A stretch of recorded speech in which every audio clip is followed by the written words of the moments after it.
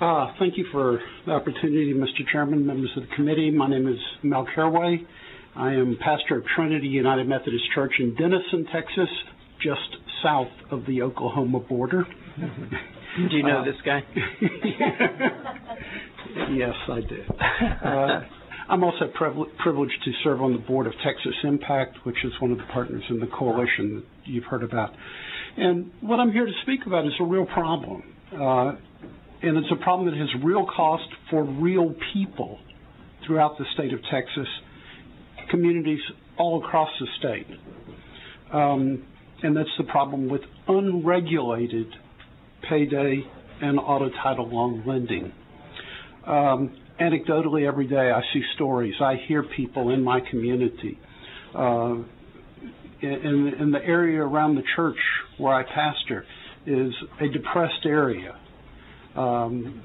We have 3 short-term motel or long-term motel facilities within a block of my church. And these are people who come to us for assistance, and many of them have problems with payday loans. Statistically, you've heard the statistics. You've heard a lot of statistics today. And OCCC has done a great job of compiling them.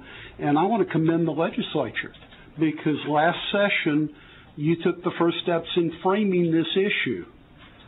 But now I urge you to take steps to address the issue, which is the cycle of debt.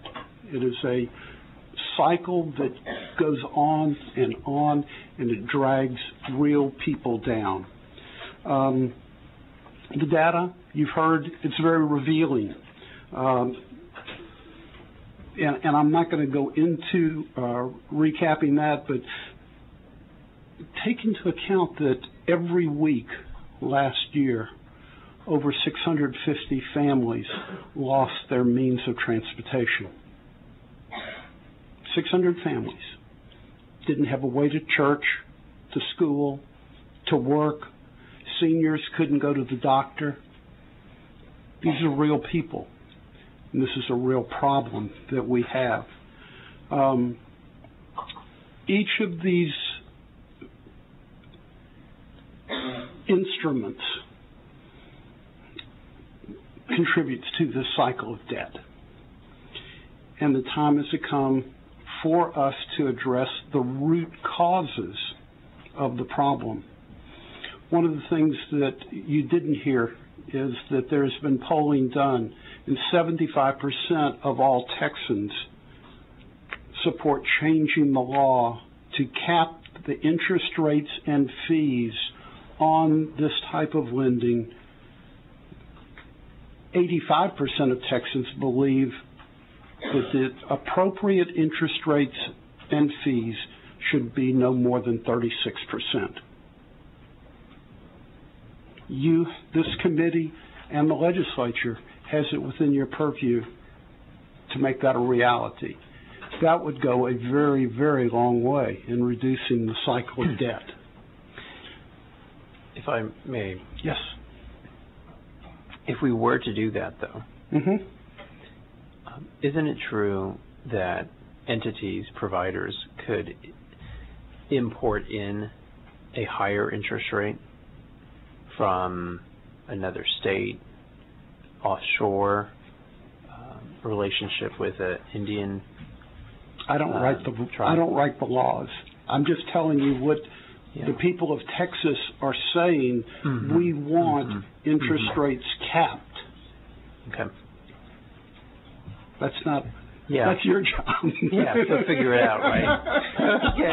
Mr. Chair. Mel, can I ask you just on? You said they were polls. What were those polls? What was the?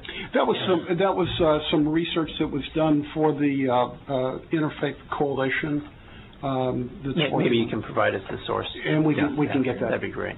Thank you. Stephen can get that for you. Okay. Thank you. And the only reason why I ask is that your opinion matters, and and we want to be responsive, but we also there's certain limits to what state government can do to ensure that interest rates are set at a certain level. I think this body passed a law setting interest rates on credit cards. What is that number? Dan, you would know. It's not on top of my head. So it's less than 36%. Yes. And so all the card companies went to Rhode Island. Well, and we still. But I have a credit card. Yeah, we don't have any credit cards in Texas. Yeah, we don't have any banks still. So it's just what. So it's crazy. But what but one of the loopholes of this type of lending is that the ones who are arranging the loan then farm the loan out. Yes. And if we can close those loopholes, that would prevent that. Yeah, if the market's not there, it won't be there at all. So your constituency won't have any choices at all. They're not responding to the market though, because the rates continue to go up. Maybe they are responding to the market, and that's why the rates go up. I think the chairman gave you a very good example. That's exactly what happened, and Texas lost billions of dollars in potential, finances to our state.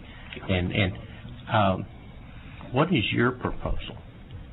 Well, we're not getting into. Well, go ahead. Yeah. But just know that we are. You don't need to answer it right now. I'll be happy to come back and why don't you again. Think about it and bring us a proposal. I'd be more than happy to. Yeah. I think they have one cooking up.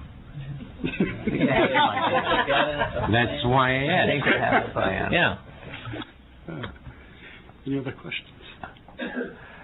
I just want to thank you. Appreciate you spending time with us. I appreciate the opportunity. I appreciate the mission that you are on and the ministry that you provide people who need your help. And I have spent my entire ministry in underserved communities. And before I moved to Denison, I was in Paris. And it's a major problem in that community as well, where the majority of the people are less than half the income for the average family in the state of Texas. Demographics and community, Representative Phillips can tell you about the community that my church is in. It's very depressed right now. And we see the evidence of it every day. Those casinos don't help a whole lot, do they? It hurts attendance sometimes on Sunday. Thank you for coming down. I know you've been down here before, and we appreciate your willingness to testify. And as I told you, I'm learning about all this and looking forward to helping you educate me along with the rest of the folks out here. Thank you. Thank you, Chairman.